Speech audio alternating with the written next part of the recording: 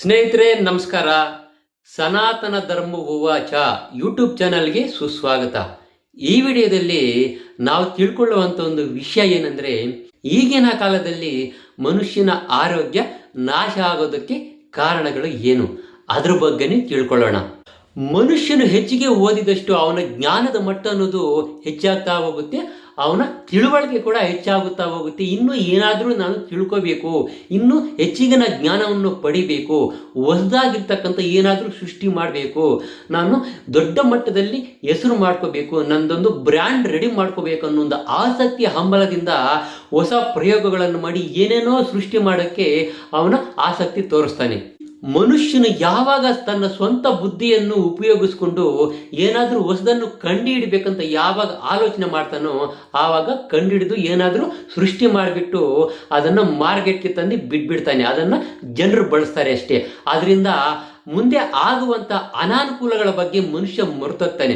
ಅವನು ಸೃಷ್ಟಿ ಮಾಡಿರ್ತಕ್ಕಂಥ ಉತ್ಪಾದನೆ ಮಾಡಿರ್ತಕ್ಕಂಥ ವಸ್ತುಗಳನ್ನು ಮನುಷ್ಯ ಬಳಸಬೇಕು, ಅದರಿಂದ ಒಂದಷ್ಟು ದುಡ್ಡು ಮಾಡಬೇಕು, ಕೋಟಿಗಟ್ಟಲೆ ಹಣ ಆಸ್ತಿ ಮಾಡ್ಕೊಳ್ತಾನೆ ಅಷ್ಟೇ. ಅದನ್ನು ಉಪಯೋಗ ಮಾಡಿರ್ತಕ್ಕಂಥ ಬಳಸಿರ್ತಕ್ಕಂಥ ಮನುಷ್ಯರು ಏನಾಗಿದ್ದಾರೆ ಅನ್ನೋದು ಯಾರೂ ಲೆಕ್ಕಕ್ಕೆ ತಗೊಳ್ಳೋದಿಲ್ಲ. ಮನುಷ್ಯನು ತನಗಿರುವಂತಹ ಹೆಚ್ಚಿನ ಬುದ್ಧಿಯನ್ನು ಬಳಸಿಕೊಂಡು ಕೆಲವೊಂದಷ್ಟು ಉತ್ಪಾದನೆಗಳನ್ನು ಉತ್ಪಾದಿಸಿ ಮಾರ್ಕೆಟ್ಗೆ ಬಿಡ್ತಾನೆ. ಆ ಮಾರ್ಕೆಟ್ಗೆ ಬಿಟ್ಟಂತಹ ಆ ವಸ್ತುಗಳನ್ನು, ಆ ಪದಾರ್ಥಗಳನ್ನು ಬಳಸಿದ ನಂತರ ಮನುಷ್ಯನ ಆರೋಗ್ಯ ಅನ್ನೋದು ಹದಿಗಟ್ಟಿ ಒಂದು ದುಸ್ಥಿತಿಗೆ ಬರೋದಕ್ಕೆ ಕಾರಣ ಆಯಿತು. ಸ್ನೇಹಿತರೆ, ಎಲ್ಲರೂ ಒಂದು ವಿಷಯನ ಸರಿಯಾಗಿ ಗಮನಿಸಿ. ಆ ಭಗವಂತ ಪಂಚಭೂತಗಳನ್ನು ಸೃಷ್ಟಿ ಮಾಡಿದ್ದಾನೆ.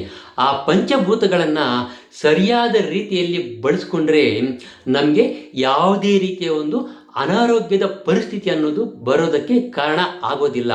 ಅದನ್ನು ಬಿಟ್ಬಿಟ್ಟು ಆ ಪಂಚಭೂತಗಳನ್ನು ನಾವು ಸರಿಯಾದ ರೀತಿಯಲ್ಲಿ ಬಳಸ್ಕೊಳ್ಳಿದೆ ಅದನ್ನು ದುರುಪಯೋಗ ಪಡಿಸ್ಕೊಂಡು ಆ ಪಂಚಭೂತಗಳನ್ನೇ ಒಂದು ಅವನ ದುಡ್ಡಿಗೋಸ್ಕರ ಯಾವಾಗ ಮನುಷ್ಯ ಬಳಸ್ಕೊಂಡು ಅದರಿಂದ ಕೆಲವೊಂದಷ್ಟು ಉತ್ಪಾದನೆಗಳನ್ನು ಸೃಷ್ಟಿ ಮಾಡಿ ತಯಾರು ಮಾಡಿ ಮಾರ್ಕೆಟ್ಗೆ ಬಿಡಕ್ಕೆ ಶುರು ಮಾಡಿದ್ನು, ಆವಾಗಲಿಂದ ಮನುಷ್ಯನ ಆರೋಗ್ಯ ಕೆಡೋದಕ್ಕೆ ಶುರುವಾಯಿತು. ಮನುಷ್ಯ ಅನ್ನೋನು ಈ ಭೂಮಿ ಮೇಲೆ ಆರೋಗ್ಯಕರವಾಗಿ ಇರಬೇಕಂದ್ರೆ ಮುಖ್ಯವಾಗಿ ಏನು ಬೇಕು? ಆ ಭಗವಂತ ಕೊಟ್ಟಿರ್ತಕ್ಕಂಥ ಪ್ರಕೃತಿ ಇದೆಯಲ್ಲ, ಆ ಪ್ರಕೃತಿಯಲ್ಲಿ ನಮಗೆ ಸಿಗುವಂಥ ಪರಿಶುದ್ಧವಾದ ಒಂದು ಗಾಳಿ, ಪರಿಶುದ್ಧವಾದ ಒಂದು ನೀರು, ಇವೆರಡು ಪರಿಶುದ್ಧವಾಗಿ ಕಲ್ಮಶ ಇಲ್ಲದೆ ಇರತಕ್ಕಂಥ ಒಂದು ರೀತಿಯಲ್ಲಿ ನಾವು ಬಳಸ್ಕೊಂಡ್ರೆ ಮನುಷ್ಯನ ಆರೋಗ್ಯ ಯಾವುದೇ ಕಾರಣಕ್ಕೂ ಕೆಡೋದಿಲ್ಲ. 100 ವರ್ಷಗಳ ಕಾಲ ಅದಕ್ಕೂ ಮೀರಿ ಮನುಷ್ಯ ಬದುಕ್ತಾನೆ. ಆದರೆ ಮನುಷ್ಯ ಏನು ಮಾಡ್ತಾ ಇದ್ದಾನೆ? ಅವನಿಗಿರುವಂಥ ಒಂದು ಬುದ್ಧಿಯನ್ನು ಉಪಯೋಗಿಸ್ಕೊಂಡು ಗಾಳಿಯನ್ನು ಕಲುಷಿತ ಮಾಡ್ತಾ ಇದ್ದೇನೆ, ನೀರನ್ನು ಕಲುಷಿತ ಮಾಡ್ತಾ ಇದ್ದೇನೆ. ಅಂತಹ ಕಲುಷಿತವಾಗಿರ್ತಕ್ಕಂಥ ನೀರನ್ನು ಮತ್ತು ಗಾಳಿಯನ್ನು ಸೇವಿಸುವಂಥ ಒಂದು ಮನುಷ್ಯನ ಆರೋಗ್ಯ ಯಾವ ಮಟ್ಟಿಗೆ ಇರುತ್ತೆ ನೀವೇ ಒಂದ್ಸಲ ಯೋಚನೆ ಮಾಡಿ. ಸ್ವಾರ್ಥ ಮನುಷ್ಯನು ಒಂದು ಹೆಜ್ಜೆ ಇನ್ನಷ್ಟು ಮುಂದೆ ಹಾಕಿ ಆ ಭಗವಂತ ನಮಗೆ ಪ್ರಸಾದವಾಗಿ ಕೊಡುಗೆಯಾಗಿ ಕೊಟ್ಟಿರ್ತಕ್ಕಂಥ ಒಂದು ಗಾಳಿಯನ್ನು ಯಾವ ರೀತಿ ಉಪಯೋಗಿಸ್ಕೊಳ್ತಾನೆ, ಗಾಳಿಯಿಂದ ಕೂಡ ದುಡ್ಡು ಮಾಡ್ಕೊಳ್ತಾ ಇದ್ದೇನೆ. ನೀರನ್ನು ಉಪಯೋಗಿಸ್ಕೊಂಡು ಅದನ್ನು ಬಿಸ್ನೆಸ್ ಮಾಡಿಕೊಂಡು ಅದರಿಂದ ಕೂಡ ದುಡ್ಡು ಮಾಡ್ಕೊಳ್ತಾ ಇದ್ದೇನೆ. ಅದೊಂದು ಲೆಕ್ಕ ಪಕ್ಕಕ್ಕಿಡಿ. ನೀರನ್ನು ಏನು ಮಾಡ್ತಾ ಇದ್ದೇನೆ? ಆ ನೀರಿಗೆ ಒಂದಷ್ಟು ಕೆಮಿಕಲ್ಸು, ನಾಲಿಗೆ ರುಚಿಗೆ ಏನು ಬೇಕು, ಮನುಷ್ಯನ ಆರೋಗ್ಯ ಕೆಡುತ್ತಾ ಇಲ್ವಾ ಅನ್ನೋದು ಅವನಿಗೆ ಬೇಕಾಗಿಲ್ಲ.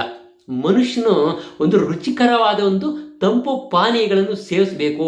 ಮನುಷ್ಯನ ನಾಲಿಗೆಗೆ ರುಚಿ ಬರಬೇಕೆಂದ್ರೆ ಒಂದಷ್ಟು ಕೆಮಿಕಲ್ಸನ್ನು ನೀರಿಗೆ ಹಾಕಿ ಅದರಿಂದ ಕೂಲ್ ಡ್ರಿಂಕ್ಸ್ ಅಂತ ಏನೋ ತಂಪು ಪಾನೀಯಗಳಂತ ರೆಡಿ ಮಾಡ್ತಾನೆ.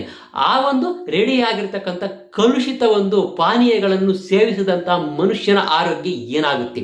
ಅದೇ ರೀತಿ ಉತ್ತಮವಾದ ಪರಿಶುದ್ಧವಾದ ಒಂದು ಗಾಳಿಯನ್ನು ಮನುಷ್ಯ ಸೇವಿಸಿದರೆ ಸಾಕು ಉಸಿರಾಡೋದಕ್ಕೆ ಅಲ್ವಾ. ಅದ್ರ ಬದಲಾಗಿ ಏನು ಮಾಡ್ತಾ ಇದ್ದೇನೆ? ಮನುಷ್ಯನ ಬುದ್ಧಿ ಉಪಯೋಗಿಸ್ಕೊಂಡು ಒಂದು ಕಲುಷಿತವಾದ ಒಂದು ಗಾಳಿಯನ್ನು ಸೇವಿಸ್ತಾ ಇದ್ದೇನೆ. ಅದು ಯಾವ ರೀತಿಯಲ್ಲಿ? ಸಿಗರೇಟ್ ಮುಖಾಂತರ, ಬಿಡಿ ಮುಖಾಂತರ ಅಲ್ವಾ. ಆ ಒಂದು ಪರಿಶುದ್ಧವಾದ ಗಾಳಿ ಬೇಕಾಗಿಲ್ಲ ಮನುಷ್ಯನಿಗೆ. ದೇವರು ಕೊಟ್ಟಿದ್ದಾನಲ್ಲ, ನಾನು ಕೊಟ್ಟಿರ್ತಕ್ಕಂಥ ಪರಿಶುದ್ಧವಾದ ಗಾಳಿಯನ್ನು ಸೇವಿಸ್ಕೊಂಡು ಮನುಷ್ಯ ಬದುಕು ಅಂತ ಹೇಳಿದ್ರೆ ಅವನಿಗೂ ಕೊನೆಗಾಲ ಅವನೇ ಹುಡ್ಕಾಡ್ಕೊಂಡು ಒಂದು ಬೀಡಿ ಸಿಗರೇಟಿಂದ ಒಂದು ವಿಷಮಯವಾದಂಥ ಒಂದು ವಿಷಪೂರಿತ ಗಾಳಿಯನ್ನು ಉಸಿರಾಡ್ತಾ ಇದ್ದೇನೆ. ಇವಾಗ ಯೋಚನೆ ಮಾಡಿ ಸ್ನೇಹಿತರೆ, ಮನುಷ್ಯನಿಗೆ ಎಲ್ಲ ಗೊತ್ತು, ಒಳ್ಳೆಯದು ಗೊತ್ತು, ಕೆಟ್ಟದ್ದು ಗೊತ್ತು.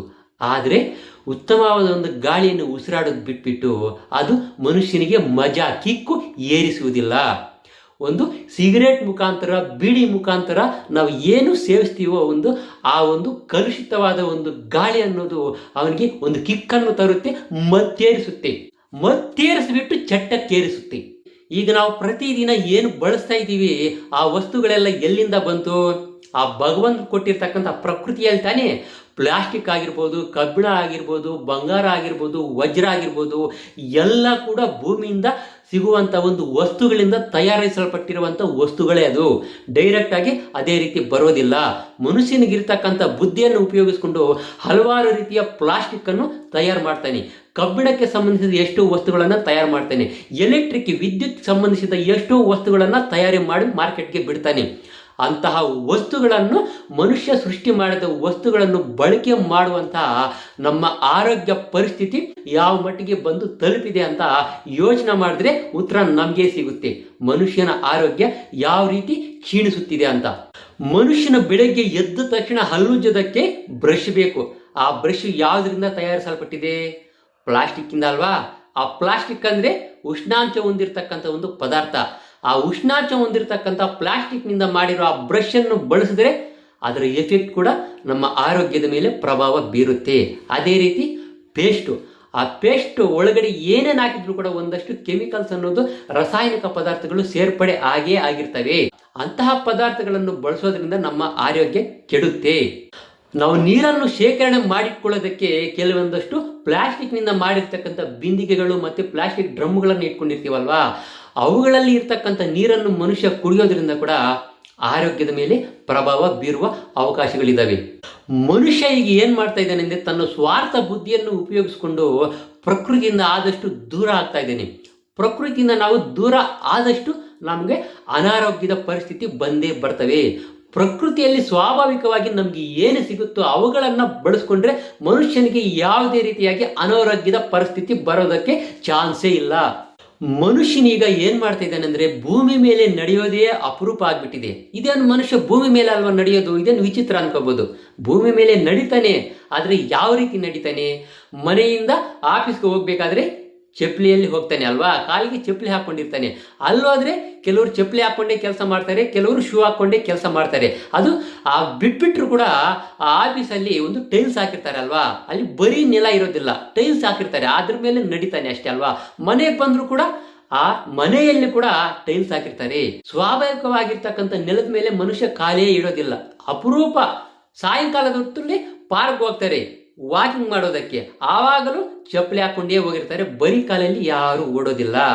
ಅದಕ್ಕೆ ಭೂಮಿಗೆ ಮನುಷ್ಯನ ಎಷ್ಟು ದೂರ ಆಗ್ತಾ ಇದ್ದಾನೋ ಅದಕ್ಕೆ ಅವನ ಆರೋಗ್ಯ ಕೂಡ ಅಷ್ಟೇ ದೂರ ಆಗಿ ಅನಾರೋಗ್ಯಕ್ಕೆ ಹತ್ತಿರ ಆಗ್ತಾ ಇದ್ದಾನೆ. ಅತಿ ಬುದ್ಧಿವಂತನಾದ ಮನುಷ್ಯನು ಏನ್ ಮಾಡ್ತಾ ಇದ್ದಾನಂದ್ರೆ, ಆ ಭಗವಂತ ನಮಗೋಸ್ಕರ ಹೊರವಾಗಿ ಕೊಟ್ಟಿರ್ತಕ್ಕಂಥ ಪ್ರಕೃತಿಯನ್ನು ದೂರ ಮಾಡ್ಕೊಳ್ತಾ ಇದ್ದಾನೆ. ಮನುಷ್ಯನು ಸೃಷ್ಟಿ ಮಾಡಿರ್ತಕ್ಕಂಥ ಆಕರ್ಷಣೆಗೆ ಒಳಗಾಗುವಂಥ ಕೆಲವು ಪದಾರ್ಥಗಳು, ವಸ್ತುಗಳಿಗೆ ಹತ್ತಿರ ಆಗ್ತಾ ಇದ್ದಾನೆ. ಪ್ರಕೃತಿಗೆ ದೂರ ಆದಷ್ಟು ಮನುಷ್ಯನು ಅನಾರೋಗ್ಯಕ್ಕೆ ಹತ್ತಿರ ಆಗ್ತಾ ಇದ್ದೇನೆ ಅಂತ ನಾವು ಅರ್ಥ ಮಾಡ್ಕೋಬೇಕು.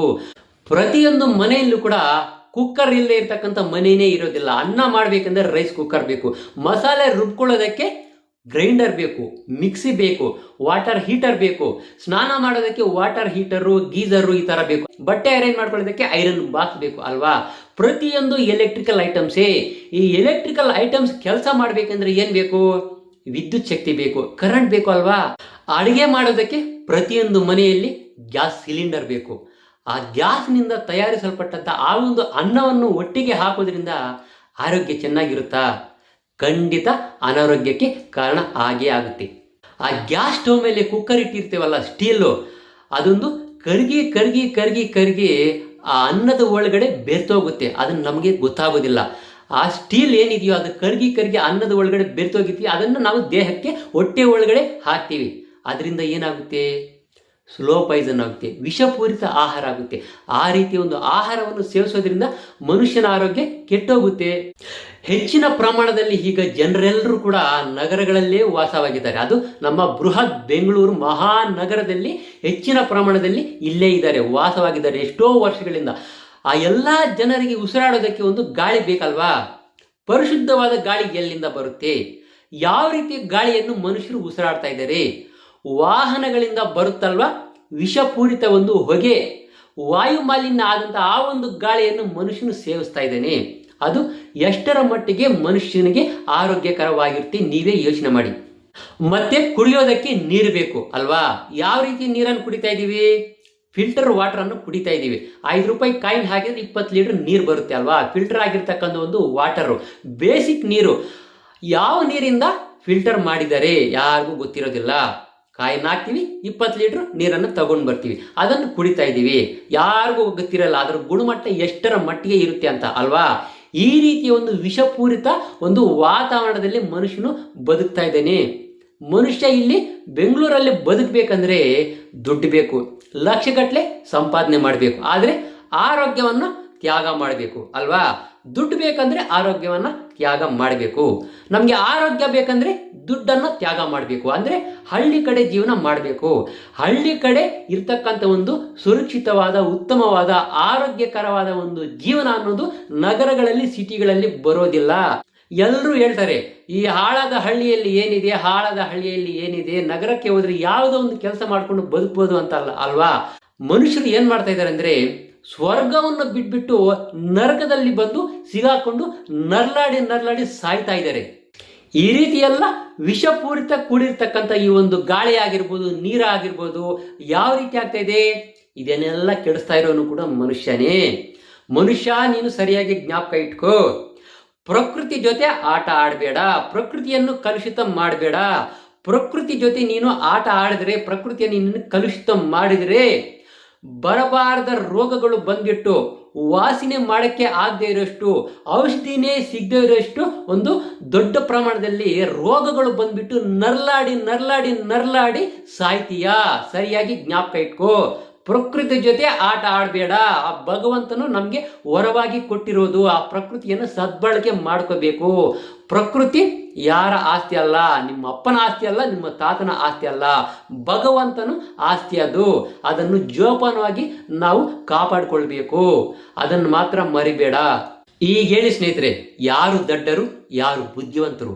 ಲೋಕಜ್ಞಾನ ಇಲ್ಲದೆ, ಬುದ್ಧಿ ಇಲ್ಲದೆ ಇರ್ತಕ್ಕಂಥವ್ರನ್ನ ದಡ್ಡರು ಅಂತ ಕರಿತೀವಿ. ಅದಕ್ಕೊಂದು ಲೆಕ್ಕಾಚಾರ ಇದೆ ಅಲ್ವಾ? ಆದರೆ ಎಲ್ಲ ಗೊತ್ತಿದ್ದು, ಚೆನ್ನಾಗಿ ಓದ್ಕೊಂಡಿದ್ದು, ಪ್ರಪಂಚ ಜ್ಞಾನನೇ ಗೊತ್ತಿದ್ದು ಅಂಥವ್ರು ಕೂಡ ಆವಾಗ ಅಜ್ಞಾನಿಗಳ ಥರ, ಅವಿವೇಕಿಗಳ ಥರ, ದಡ್ರ ಥರ ಬಿಹೇವ್ ಮಾಡ್ತಾ ಇರ್ತಾರೆ. ಬೀರು, ಹಾರ್ಡ್ ಡ್ರಿಂಕ್ಸು, ವಿಸ್ಕಿ, ಬ್ರ್ಯಾಂದಿ, ಸಿಗರೇಟು, ಬಿಡಿ, ಗುಟ್ಕಾ ಐಟಮ್ಸು ಇವೆಲ್ಲ ಕೂಡ ಆರೋಗ್ಯಕ್ಕೆ ಹಾನಿಕರ ಅಂತ ಗೊತ್ತಿದ್ರು ಕೂಡ ಅವುಗಳನ್ನು ಬಳಸ್ತಾನೆ. ಅಂಥವ್ರನ್ನ ದಡ್ರು ಅನ್ಬೇಕಾ, ಮೂರ್ಖ ಅನ್ಬೇಕಾ, ವಿದ್ಯಾವಂತ ಅನ್ಬೇಕಾ, ಅವಿದ್ಯಾವಂತ ಅನ್ಬೇಕಾ ಅನ್ನೋದು ನಿಮಗೆ ಬಿಟ್ಟಿದ್ದು. ಏನು ಗೊತ್ತಿಲ್ಲದೆ ಇರೋನು ನಿಜವಾದ ದಡ್ಡ ಅಲ್ಲ. ಎಲ್ಲ ಗೊತ್ತಿದ್ದು ಕೂಡ ಅವನ್ನ ಪಕ್ಕಕ್ಕೆ ಇಟ್ಬಿಟ್ಟು ಅಜ್ಞಾನಿ ಥರ, ಅವಿವೇಕಿಕ ಥರ ನಡ್ಕೊಳ್ತಾ ಇರ್ತಾರಲ್ಲ, ಅವನು ನಿಜವಾದ ದಡ್ಡ, ನಿಜವಾದ ಅವಿವೇಕಿ, ನಿಜವಾದ ಅಜ್ಞಾನಿ. ಮನುಷ್ಯನು ವ್ಯಾವಹಾರಿಕವಾಗಿ ಮಾತ್ರ ವೆಲ್ ಎಜುಕೇಟೆಡ್, ಬುದ್ಧಿವಂತನಾಗಿರ್ತಾನೆ, ಪ್ರಾಮಾಣಿಕನಾಗಿರ್ತಾನೆ. ಆದರೆ ಮನುಷ್ಯನ ಅಭ್ಯಾಸಗಳು ಏನಿರ್ತವೋ ಅವುಗಳ ಮಟ್ಟಿಗೆ ಅವನು ಬುದ್ಧಿಹೀನನಾಗಿರ್ತಾನೆ, ಅವಿವೇಕಿಯಾಗಿರ್ತಾನೆ, ಅಜ್ಞಾನಿಯಾಗಿರ್ತಾನೆ. ಸ್ನೇಹಿತರೆ, ಇದಿಷ್ಟು ಈ ವಿಡಿಯೋ ಮುಖಾಂತರ ನಾವು ತಿಳ್ಕೊಂಡಿರುವಂತಹ ಆಸಕ್ತಿಕರವಾದ ವಿಷಯಗಳು. ಇದೇ ರೀತಿ ಇನ್ನಷ್ಟು ಆಸಕ್ತಿಕರವಾದ ವಿಷಯಗಳನ್ನು ನೀವೇನಾದರೂ ತಿಳ್ಕೋಬೇಕು ಅಂದರೆ ದಯವಿಟ್ಟು ನಮ್ಮ ಸನಾತನ ಧರ್ಮ ಉವಾಚ ಅನ್ನೋ ಯೂಟ್ಯೂಬ್ ಚಾನಲನ್ನು ಸಬ್ಸ್ಕ್ರೈಬ್ ಮಾಡ್ಕೊಳ್ಳೋದನ್ನು ಮಾತ್ರ ಮರಿಬೇಡಿ. ನಮಸ್ಕಾರ.